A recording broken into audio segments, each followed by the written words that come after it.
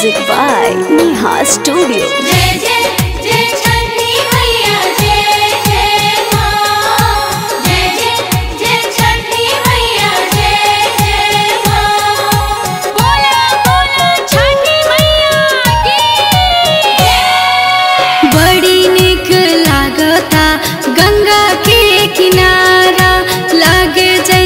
धरती पर आइल चांद सितारा,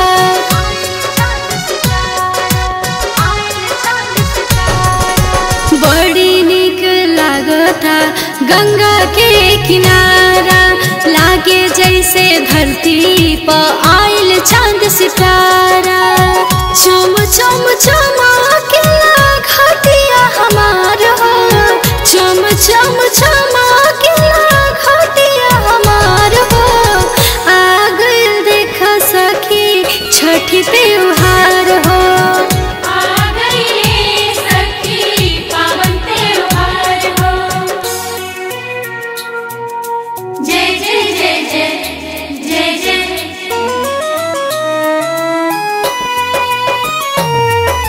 जय छठी मैया, जय छठी मैया, जय छठी मैया, जय छठी मैया।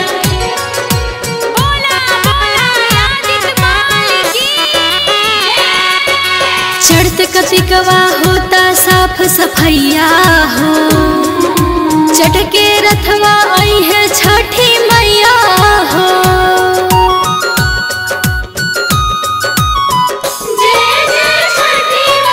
चढ़त कतिकवा होता साफ सफैया हो, चटके रथवा आई है छठी मैया हो।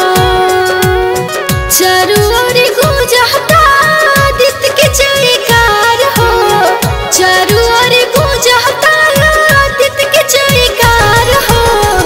आ गइल देखा सखी छठ त्योहार हो, आ गइल सखी पावन त्योहार हो।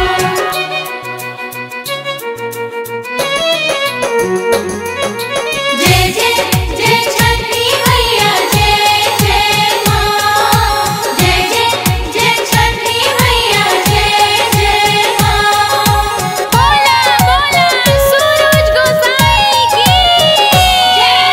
यूपी बिहार में सभे करे पूजनवा हो, 3 दिन भूखी लगावे ध्यानवा हो।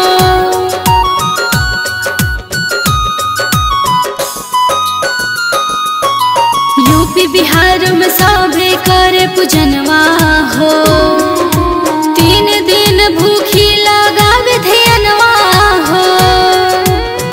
पूजा बतावे माई के महिमा अपार हो, राकेश निकेत बतावे महिमा अपार हो। आ गइल देखा सखी छठी त्योहार